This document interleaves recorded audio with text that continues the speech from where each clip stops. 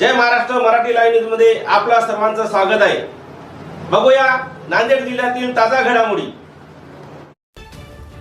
सटवाई मातेच्या दर्शनासाठी भाविकांची अलोट गर्दी। हदगाव तालुक्यातील मनुला बुद्रुक या ठिकाणी तसेच मराठवाडा व विदर्भाच्या सीमेवर पैनगंगा नदीच्या काठावर वसलेले 300 वर्षांपूर्वीचे सटवाई मातेचे प्राचीन मंदिर आहे। या ठिकाणी सटवाई मातेची आख्यायिका ही नवसाला पावणारी माता समजल्या जाते। त्यामुळे दरवर्षीप्रमाणे याही वर्षी माघ पौर्णिमेपासून सतत 5 दिवस चालणारी ही यात्रा आहे। सटवाई मातेच्या दर्शनासाठी यवतमाळ जिल्हा तसेच नांदेड जिल्ह्यातूनच नव्हे तर संपूर्ण महाराष्ट्रातून तसेच तेलंगणातून सुद्धा सटवाई मातेच्या दर्शनासाठी भाविक भक्त मोठ्या प्रमाणात या ठिकाणी येत असतात।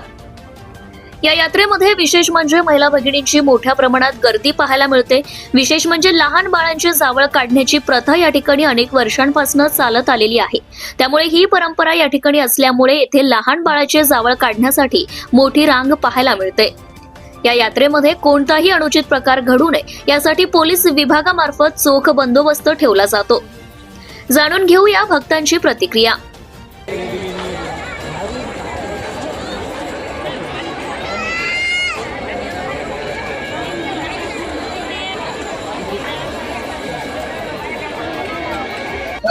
श्री सटवाई माता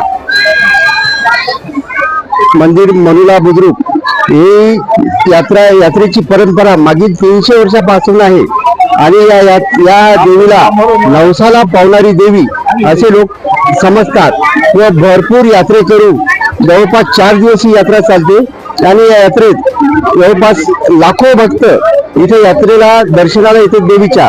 आणि ही देवी जवळपास या देवीला 80% महिला व 20% पुरुष राहतात। महिलांना या देवीची फार ओढ आहे आणि यात्रेत 4 दिवस यात्रा चालताना भरपूर लोक यात्रेचा आनंद घेतात। इथं कुठल्याही प्रकारची चोरी व कोणत्याही प्रकारची घटना घडत नाही। तसेच या यात्रेत आम्ही कोणत्याही प्रकारचे जुगार किंवा पत्ते याबाबत कुणालाही परमिशन देत नाही। अशा प्रकारे 4 दिवस भाविक भक्त भरपूर यात्रेचा आनंद लुटून नंतर मग आपापल्या घरी देवीचे दर्शन घेतल्यानंतर समाधानाने परत जातात।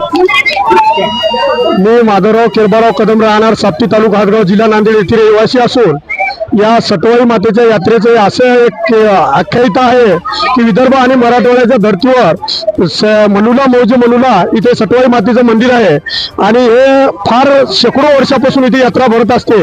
आणि इथे विशेष म्हणजे माघ पौर्णिमेच्या निमित्तानं यात्रेला सुरुवात होते आणि 5 दिवस यात्रा असते। पूर्वीच्या काळी सुविधा नव्हती तरी लोक बैलगाडीने हजारो लाखोच्या संख्येने या ठिकाणी दर्शनाला यायचे, जावळं काढायचे आणि आज इथे या ठिकाणी वाहनाची व्यवस्था झाल्यामुळे वाहनाने येऊन लाखो लोक दर्शन घेत असतात। आणि इथं आमदार कोळीकर साहेबांच्या माध्यमातून या ठिकाणी क दर्जाचा तीर्थक्षेत्रामध्ये मंजुरी सुद्धा मिळालेली आहे।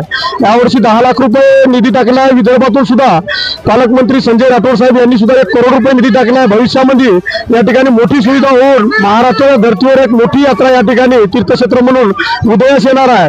आणि या यात्रेला विशेष महत्व म्हणजे इथं लाखोच्या संख्येमध्ये महिला आणि लहान मुली लेकरं या ठिकाणी जावळ काढून या ठिकाणी दर्शनाचा लाभ घेत असतात। आणि इथे कुठलाही अवैध धंदा असो कुठलाही असो कुठलाही या ठिकाणी थारा नाही।